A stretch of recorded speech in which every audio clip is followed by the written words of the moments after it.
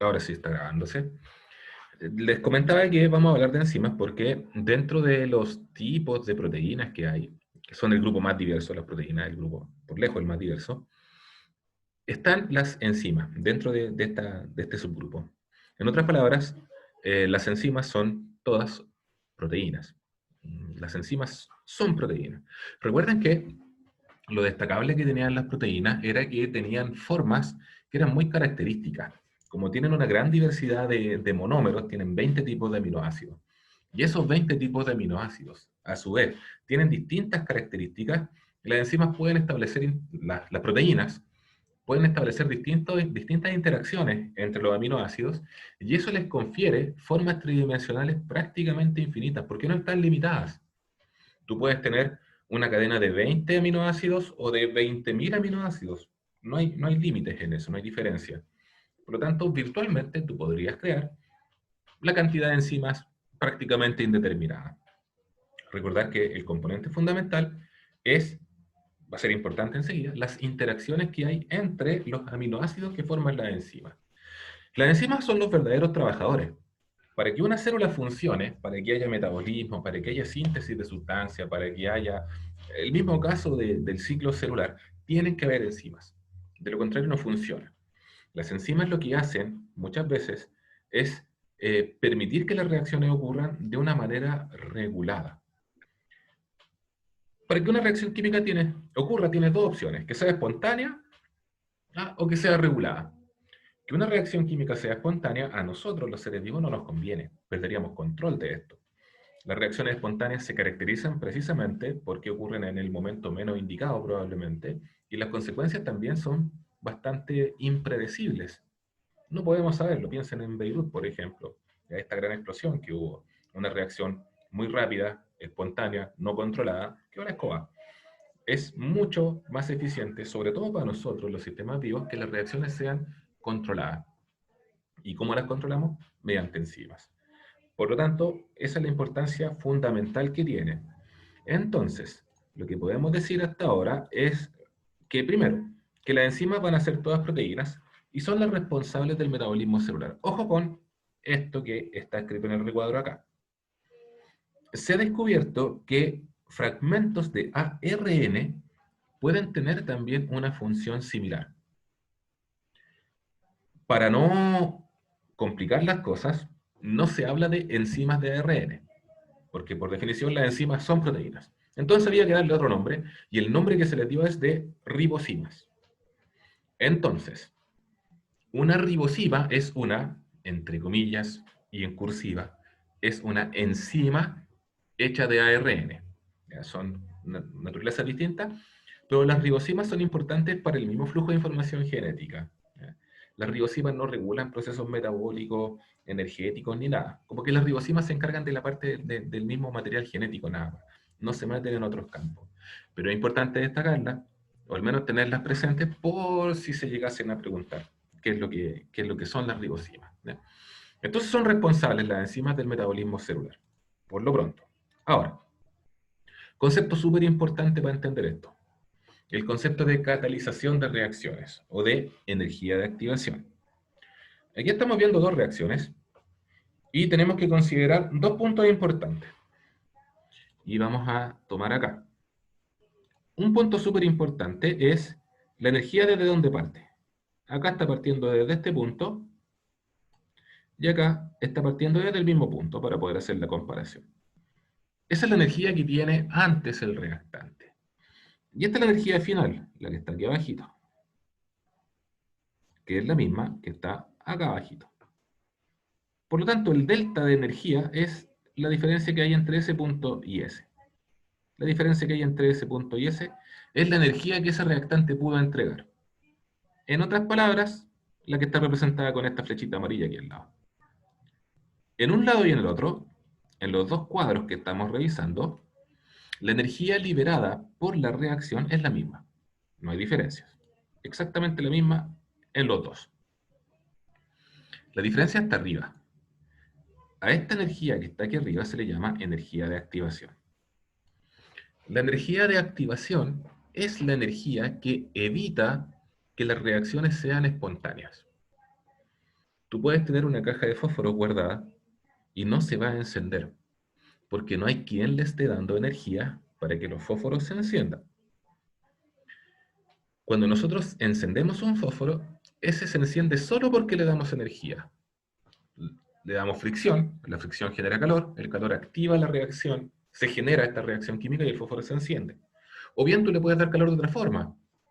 Dejas los fósforos cerca de una fuente calórica, lo alumbras con una lupa, ¿ya? Lo quemas con una lupa, lo acercas a otro fósforo que le dé calor, como sea. Para que esa reacción ocurra, necesita que esa reacción sea activada. Y ahí es donde las enzimas funcionan. Acá tenemos un ejemplo. El propósito es hacer caer esta pelotita por esta colina. Pero en el primer ejemplo hay un muro, de modo que tú necesitas aumentar el nivel de energía potencial de esta pelotita. Pensemos que gravedad. Necesitas aumentar el nivel de energía potencial, toda esta altura, que correspondería a la energía de activación, ¿ya? A la energía de, ahí sí, que correspondería a esta energía de activación, para que la pelotita caiga y pueda entregar ese delta que está ahí. Obviamente que si ese muro es más bajo, entonces la reacción, que es la misma, aumenta su eficiencia. Porque finalmente, en el balance energético, la energía que realmente entregó esa pelotita al caer es igual a la energía que liberó menos de energía utilizada en la activación. Como aquí se utilizó más energía de activación, el delta energético acá es mayor, porque de todo esto que entrega, cobra solamente esto. En cambio, en el primer caso, de toda la energía que entrega, te cobra una importante suma. Te cobra más por entregarte la misma energía. Si pensamos esto como trabajadores, ¿ya? Y tenemos esta situación. Este trabajador gasta una cantidad de energía importante en subir esta piedra en la carretilla hasta aquí para hacerla caer. Pero el trabajador que está bajito la tiene mucho más fácil. Su pendiente es menor, el delta de energía que le pide es menor, y por lo tanto con relativa facilidad obtiene exactamente el mismo resultado. Eso es lo que hacen las enzimas. Las enzimas lo que hacen es disminuir la energía de activación de las reacciones. Esa es la idea del trabajo enzimático, disminuir la energía de activación. Por lo tanto, el resultado finalmente, que es el mismo, tiene diferente costo energético. Un resultado con un bajo costo energético, el trabajador sentado. Un resultado con un alto costo energético, el trabajador que tiene que subir esta pendiente con la carretilla. Finalmente, entonces, el dibujo que está aquí, este dibujo es relativamente recurrente, por si acaso. ¿Ya? En las preguntas, me refiero en PSU directamente. ¿Ya? Sale con cierta frecuencia. Ahora, frecuencia en PSU es una prueba que se hace una vez al año, así que la frecuencia puede ser una vez cada 5 años, una vez cada 6 años, por si acaso. ¿Ya? Bien, ¿cómo funciona? Bueno, el mecanismo de acción es bastante sencillo. ¿Ya? Yo, aunque no venía preparado, ¿ya? Tengo aquí algunos elementos que nos pueden explicar un poco más o menos cómo funciona una enzima. Vamos a suponer, ya este es un pernito, ¿ya? Y la reacción química que yo quiero es unir dos cosas. ¿Ya? Quiero unir este pernito con esta tuerca. Ese es mi propósito. Bueno, hay varias opciones. Una opción, y comprenderán ustedes que va a ser complicado, ¿ya? Es que yo trate de tomar este perno con algo que no tenga realmente la misma forma. ¿Ya? Voy a tratar de hacer tijeras con mi mano, tratar de ponerlo aquí, tratar de girarlo de alguna manera, ¿ya? Y claro, puede que el perno funcione, pero yo me voy a tardar mucho en lograr que funcione. Si tratara, por ejemplo, con una tijera, vamos a suponer que voy a poner mis dedos como si fuesen una tijera, ¿ya? Voy a tomar el sustrato, voy a traerlo acá, voy a tratar de ponerlo, y con la rigidez, ¿ya? Considerando que son unas tijeras, probablemente pueda hacerlo, ¿ya? No hay una cierta complicidad entre lo que yo necesito, en términos de su forma, ¿ya? Y la forma en que lo quiera tomar, no está diseñado para eso. Una enzima, en cambio, tiene una forma perfectamente acoplable. Por lo tanto, suponiendo que esta es nuevamente la reacción, ¿ya? Yo puedo tener un elemento que esté diseñado para aquello, por lo tanto, encaje perfectamente, y de esa manera, rápidamente, se pueda generar el efecto buscado, que es, en este caso, unir el perno con la tuerca. ¿Ya? Ahí tengo una idea de una reacción enzimática. ¿Qué es lo que hace, básicamente, una reacción enzimática? Pone a los elementos de la reacción en una situación favorable anatómicamente hablando.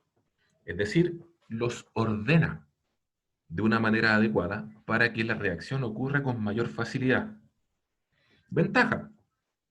Si yo tengo que pegar 5 tuercas, bueno, pegué una y venga la otra y venga la otra y uso la misma herramienta. La herramienta no forma parte de la reacción. Mi herramienta no se queda en este producto final. Mi herramienta es reutilizable. ¿Ya? Podría yo después ir a otra reacción, generar otra reacción y otra reacción. Esa es una ventaja que tienen las enzimas. También son reutilizables. Evidentemente se pueden dañar. Vamos a ver también qué pasa cuando se dañan. ¿Ya? Vamos a volver a la imagen del mecanismo de acción. Vamos a ver qué es lo que está pasando aquí. Yo tengo acá la enzima, que es esto azulito, y tengo los reactantes, que vendrían a ser estos dos. Esta sería una reacción de, no, ni siquiera de síntesis, es una reacción de desplazamiento, se cambia un elemento por otro.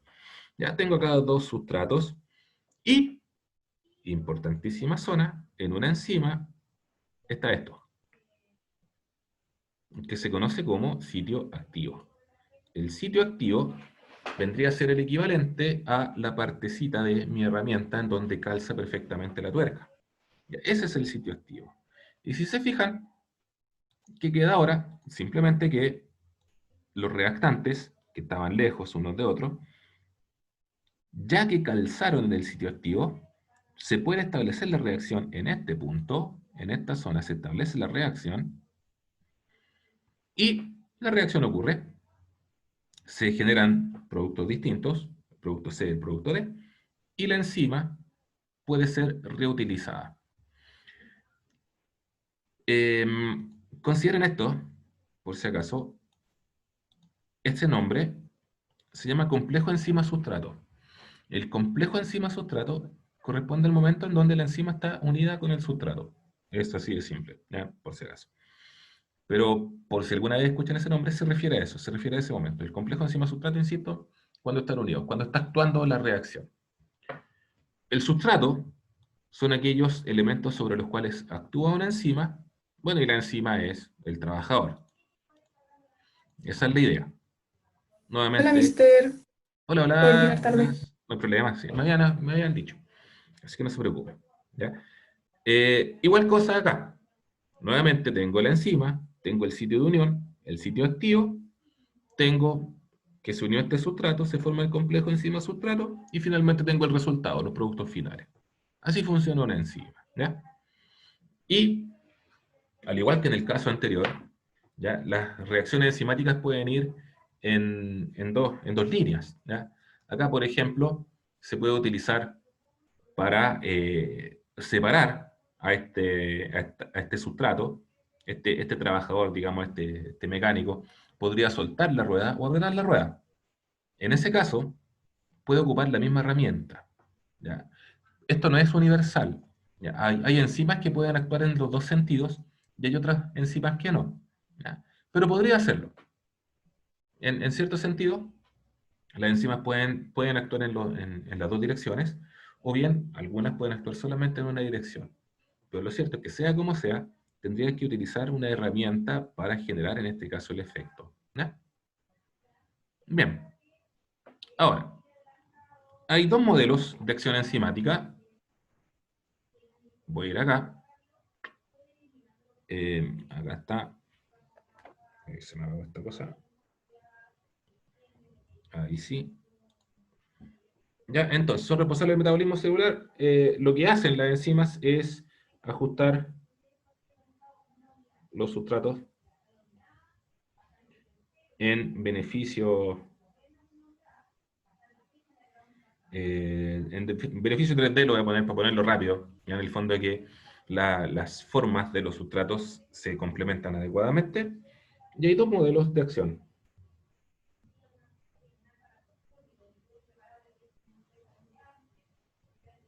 Uno es el modelo llave-cerradura, y el otro es el modelo de ajuste inducido. Desde ese punto de vista, también voy a utilizar acá las mismas herramientas que tengo acá.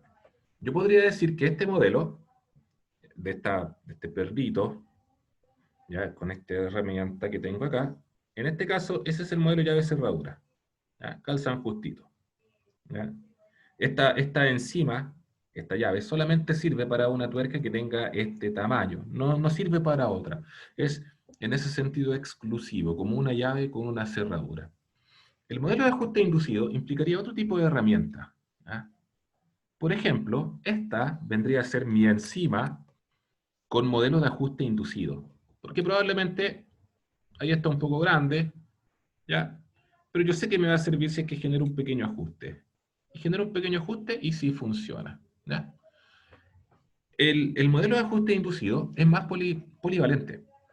Por ejemplo, yo podría explicar mediante el modelo de ajuste inducido que una enzima funcione sobre la maltosa y sobre la sacarosa, que son básicamente disacáridos, que son bastante parecidos finalmente. No son exactamente iguales, pero si es que se genera un pequeño ajuste, bueno, podría servir para maltosa y para sacarosa.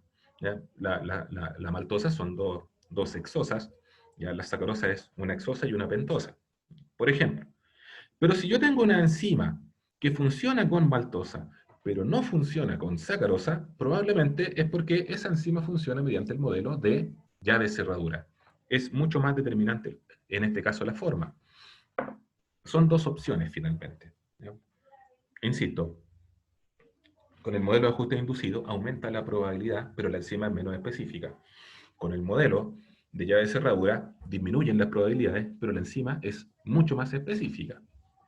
Ahora, vamos a volver a la diapo, esta que estábamos viendo aquí, ¿ya?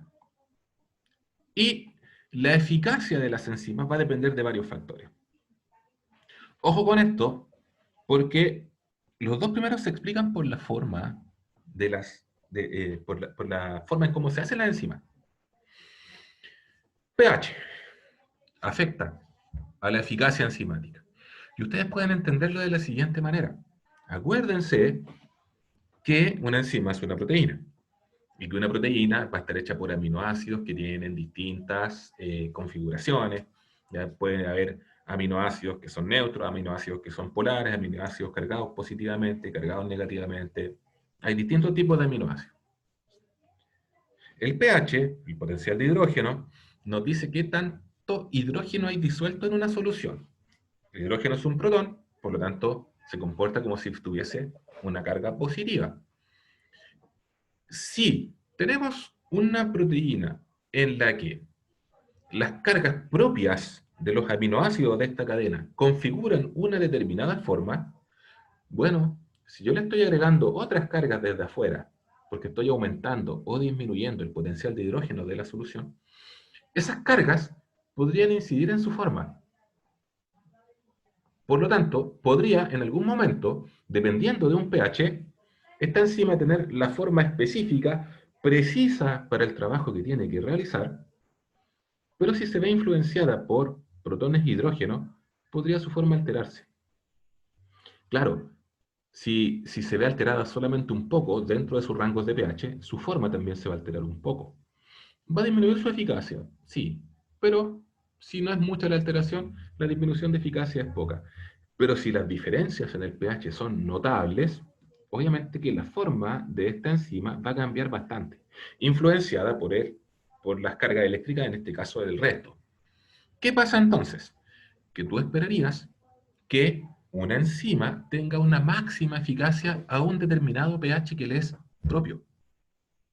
Y que si alteras ese pH, alteras la forma de la enzima, y como una enzima básicamente es una herramienta de encaje, si alteras la forma, altera el resultado. ¿Ah? Sí, es tan simple como eso. Por eso es que, lo que vemos acá, la eficacia de la función va a depender, por ejemplo, del pH. Explicación que también sirve para la temperatura. Cuando nosotros hablamos de la PCR, recuerden, en el módulo común, decíamos que la temperatura puede afectar, por ejemplo, a la resistencia de los puentes de hidrógeno. El calor destruye puentes de hidrógeno. Nuevamente, si tengo una enzima, que es una proteína, en donde las interacciones entre los distintos aminoácidos generan su forma tridimensional, algunas de esas interacciones podrían ser puentes de hidrógeno. De modo que si se calienta o se enfría, esos puentes de hidrógeno se pueden activar o romper. Y por lo tanto, la forma global de la enzima podría cambiar. Eso también sugiere que las enzimas van a tener máximos a los cuales actúan y momentos en donde la eficacia enzimática disminuye, producto nuevamente del calor. Tanto el pH como el calor van a alterar la forma de la enzima y por lo tanto van a modificar la dinámica enzimática. Entonces, acá hay un gráfico. Nos dice respecto a la temperatura. Entonces nos dice, bueno, esta enzima funciona súper bien entre los 37 y los 40, 41 grados más o menos, pero después de eso, esta enzima simplemente deja de funcionar. Ya, fue tanto el calor, se separaron tanto los puentes de hidrógenos, que ocurrieron otras interacciones que probablemente el mismo enlace entre distintos aminoácidos no resistió y la proteína se desnaturalizó de manera irreversible. Eso es, por ejemplo, lo que le pasa a la albúmina del huevo cuando tú echas a cocer un huevo. Si tú tienes un huevo en el refrigerador, bueno, está a una determinada temperatura, depende del refrigerador, 4 o 5 grados, ya lo tienes al aire libre, está a unos 24 o 25 grados, ya, pero si lo tiras al agua hirviendo, 100 grados, bueno, no resiste, en ese caso, esa proteína, ya se desnaturaliza. Las enzimas son proteínas, se comportan de un modo similar, ¿ya? Por lo tanto, si le aumentan mucho la temperatura, puedes terminar destruyéndola y no va a funcionar. Son más resistentes a las bajas temperaturas las enzimas. Porque en el fondo, si tú bajas la temperatura, en el fondo estás calmando la enzima simplemente, la estás tranquilizando, los átomos que forman la enzima. Ya, estás disminuyendo la velocidad a la cual se mueven dos elementos, qué sé yo. Por lo tanto, si vuelves a darle calor, vuelve a darle temperatura, puede que esa enzima vuelva a la normalidad. En el caso de nosotros los humanos, la grandísima mayoría de las enzimas tienen sus máximos a esas temperaturas y la razón es bastante lógica. Esas son las temperaturas en las cuales nosotros nos movemos, ¿ya? Por lo tanto, es lógico esperar que ahí estén los máximos, ¿ya? Bien. Respecto del pH, los gráficos se comportan de una manera muy similar, ¿ya? Aquí tengo un gráfico de pH. Y este gráfico es más o menos común porque habla de las enzimas digestivas, de las enzimas que están en el tracto digestivo. Ustedes saben que en el tracto digestivo el nivel de pH en cada segmento del tubo digestivo es distinto. En el estómago el pH es bastante bajo, están los ácidos estomacales. El pH es bastante bajo, por lo tanto muy ácido, un pH cercano a 2. Y ahí hay una enzima que se llama pepsina, que ayuda en la degradación de las proteínas. Recuerda, el prefijo pep lo asociamos con proteína. Entonces, es deseable que la máxima eficacia de la enzima pepsina esté en el pH cercano a 2, porque allí es donde esa enzima es liberada. De hecho, se libera pepsinógeno, y el pepsinógeno, en contacto con el jugo gástrico, se transforma en pepsina. Es una enzima que requiere una activación previa. Y en la medida que el pH se hace más básico, la eficacia de esta enzima va disminuyendo. O sea, en pH cercano a 4 la eficacia disminuyó hasta un 40% según este gráfico, más o menos. Pero hay otras enzimas que trabajan en otros pHs. La línea roja nos representa la amilasa salival, o sea, de la saliva, está en la boca. Como nuestra boca tiene un pH cercano a 7, es ligeramente básico, ligeramente ácido, va a depender de varios factores, pero depende de la comida, depende de la persona, de otras cosas. ¿Ya? Pero es básico, es neutra. Es neutra, pH cercano a 7. La amilasa salival, por lo tanto, tiene una máxima eficacia a nivel cercano al 7. Y la tripsina, ya que también actúa sobre los aminoácidos, sobre derivados proteicos, actúa en pH más bien básicos, porque la tripsina es liberada por el páncreas, ¿ya? La tripsina pancreática al menos. Y eso es en el duodeno. Y el jugo pancreático es alcalino. Ahora, es alcalino para contrarrestar al quimoácido que pasa desde el estómago al intestino delgado. Por lo tanto, ahí se contrarrestan ambos y se genera una neutralización de esa acidez. Entonces la tripsina va a funcionar bien a pHs básicos. Y si la movemos de ese entorno, puede que su eficacia disminuya considerablemente. Esa es la idea. ¿Ya? Ahora, también son sensibles a los llamados cofactores enzimáticos. ¿Ya? Los cofactores, hay- los cofactores enzimáticos son moléculas orgánicas, ¿ya? Que ayudan en el funcionamiento de las enzimas. O sea, son moléculas que están formadas por carbono, hidrógeno, oxígeno, y que ayudan a que las enzimas funcionen bien. En el ejemplo que está ahí en la pantalla, ese puntito rojo sería un cofactor. La camita café más grande sería la enzima. Y lo verde y azul serían el sustrato. ¿Ya? Entonces ahí tienes la idea de la presencia de cofactores que vienen a potenciar. Y la concentración de reactantes, que también se menciona, ya se refiere a una cuestión bien simple, y es que si tú tienes 10 enzimas y tienes 2 reactantes, la reacción es rápida. Si tienes 10 enzimas y tienes 6 reactantes, la reacción sigue siendo rápida. En el fondo, mientras va aumentando la concentración de los reactantes, va aumentando la cantidad de producto, en el entendido de que tienes suficientes enzimas.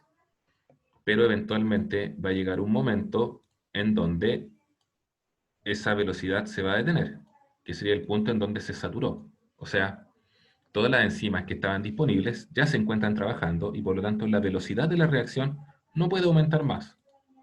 Entonces ahí se mantiene. Y ahí decimos que esa reacción se encuentra saturada. ¿Ya? Esa sería la velocidad de la reacción, este sería el tiempo. Pero eso tiene que ver más con un planteamiento lógico de que va a ocurrir. ¿Ya? Bien, nuevamente una idea de funcionamiento enzimático. Aquí hay un cofactor. Ese es un cofactor. La nicotinamida adenina dinucleótido, ya es un dinucleótido asociado con una adenina que funciona como un cofactor, ya es capaz de tomar hidrógenos, se reduce lo que está pasando acá. Y sin el NAD, esta enzima no podría funcionar, ya, la alcohol deshidrogenasa. Esta está en el hígado, por si acaso, ya, es una enzima que ayuda a degradar el alcohol, de hecho. ¿Ya? Entonces, ¿qué es lo que pasa? Viene el alcohol, la acetil deshidrogenasa funciona con el NAT se queda con estos electrones, se transforma esto en acetil. ¿Ya? Y de esa manera deja de estar el alcohol presente en la sangre. Bien, nuevamente la misma idea, la eficacia enzimática relacionada con pH, ¿ya? Y, y regulación enzimática ahora, eh, ahí sí, ¿ya? Ahora, ¿cómo puedo regular yo el funcionamiento enzimático? Hay unas cuestiones que se llaman inhibidores. Los inhibidores enzimáticos son de dos naturalezas. Hay una inhibición que se llama competitiva y otra que se llama no competitiva. Por si acaso, la inhibición no competitiva también se llama alostérica. Inhibición no competitiva o alostérica. Ahí está. Bueno, en la inhibición competitiva, el inhibidor se une al sitio activo de la enzima. ¿Ah? Entonces, Es más o menos el equivalente que yo tuviese mi enzima, mi herramientita ¿ya? Y yo le pusiera, por ejemplo, aquí dentro una miga de pan, ¿ya? O algo aquí, algo que le impida actuar. Yo le pongo acá una miga de pan, por ejemplo. Bueno, como el sitio activo de mi enzima está ocupado, si yo tengo una miga de pan aquí adentro, simplemente esa enzima ya después no va a poder unirse con esta. Por lo tanto, mi enzima ya no podría unirse al sustrato y esa reacción ya no funciona, ya se acabó. Eso es la inhibición competitiva, ¿ya? Entonces, el inhibidor sería, en este ejemplo, la miga de pan, que impediría que la enzima realice sus funciones, aunque la enzima no se daña, yo después podría sacar la miga de pan y podría seguir funcionando. ¿Qué pasa? Por lo tanto, disminuye la eficiencia enzimática, ¿ya? Porque voy a tener que darme el trabajo, sacar la miga de pan, voy a tener un tiempo en donde no voy a estar trabajando, qué sé yo, y por lo tanto disminuye el resultado. En la inhibición no competitiva o inhibición alostérica, el inhibidor se une a un sitio distinto.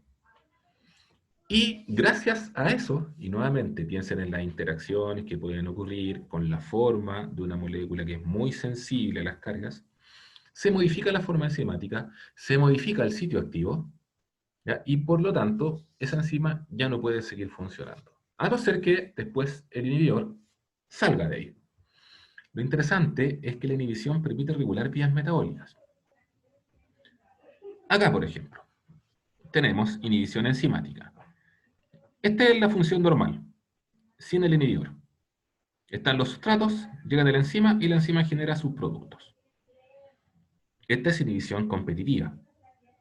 Se pone acá el inhibidor competitivo, bloquea la enzima, por lo tanto, no se pueden unir los sustratos y por lo tanto se forman pocos productos finales.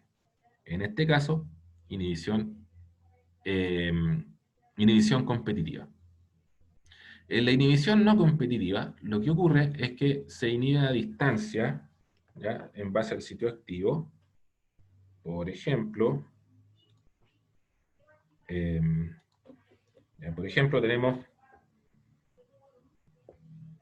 tenemos algo así, ¿ya? Esta sería nuestra enzima,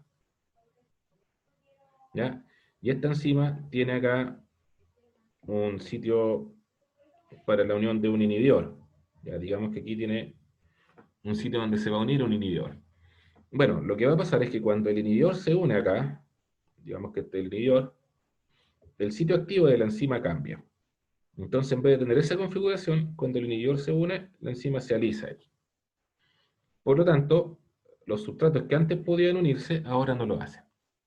Pero, cuando el inhibidor sale, entonces la forma vuelve a lo normal, y por lo tanto ahora los sustratos sí pueden funcionar, ¿ya? Esa es la idea de la inhibición alostérica o inhibición no competitiva. ¿Por qué razón me permitiría regular vías metabólicas? Esto es lo que nos está indicando es eso, la regulación de vías metabólicas, ¿ya? Vamos a revisarlo acá, en este esquemita. Nos dice, el producto A se afecta por la enzima 1 para producir el producto B, o sea, el resultado B. Ahora B es el reactante que mediante la enzima 2 se transforma en el producto C. Y el producto C puede estar sometido a dos enzimas, a la enzima 3 o 3'. Si se toma el camino de la enzima 3, por ejemplo, se va a producir el producto final F, por ejemplo. Si sigue este camino, se forma el producto final F'. Ahora, supongamos que están ocurriendo las dos, pero que cuando se acumula F', este producto actúa como un inhibidor alostérico para la enzima 3'. Lo que ocurría en ese caso es que este producto va a inactivar esta enzima. Como esta enzima se inactiva, el camino principal va a ser este. Y se ve favorecida la producción del producto final F. Ahora, este producto F' se va a ir agotando.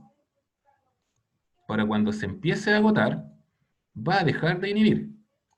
Acá. Por lo tanto, nuevamente lo que va a ocurrir es que se va a reactivar esta reacción. Y podrían eventualmente ocurrir las dos durante un tiempo. Hasta que nuevamente este producto se va a empezar a acumular, por lo tanto va a inhibir y va a funcionar acá. A eso se refiere con el hecho de que se pueden regular vías metabólicas, cuando los mismos productos finales funcionan como inhibidores alostéricos del flujo enzimático. ¿Ya? Un poco esto es lo que se quiere indicar acá. ¿Ya? Después la podemos revisar a lo mejor, pero tiene que ver con las vías metabólicas. ¿Con cuál enzima se activa? ¿Ya? Pues, si activo esta, favorezco la síntesis de ATP. Si activo esta, favorezco la síntesis de moléculas de grasa. Si activo esta, favorezco la síntesis de proteínas.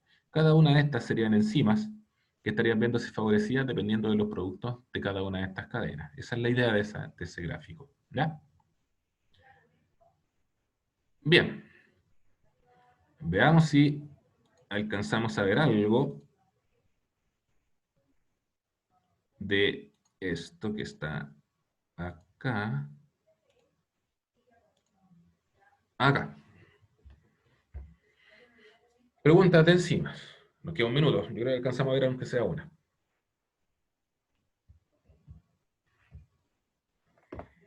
Del año 2010 más 1. Tenemos esta pregunta del módulo electivo.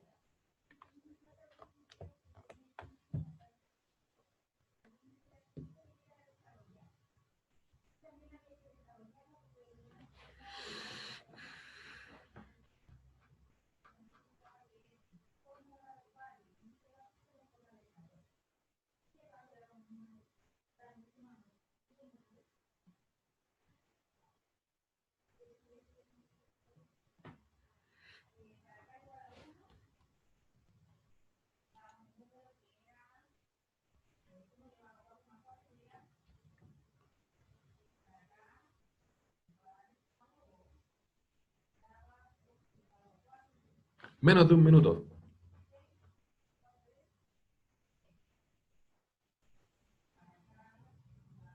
¿Nadie la tiene? ¿La D? No, no es la de... Lo que Yo pasa es que hay una... estoy entre la E y la ¿Ya? C. Tampoco, no es la C. La C no es. ¿Y La la D, E? La la E. E sí. La E es la La correcta. E. La E. Claro, que esa palabra va a haber que definirla. ¿Ya? Afinidad, actividad las vamos a definir, pero ya no alcanzamos en esta clase. Ya en la clase siguiente vamos a definirla y vamos a ver las preguntitas que nos quedaron pendientes, ¿vale? Chao, muchachos. Se nos corta en cualquier Gracias, mister. Pasen un gran fin de semana, muchachos. Descansen, que estén súper bien. Igual, No, mister. profe. Chao, muchachos.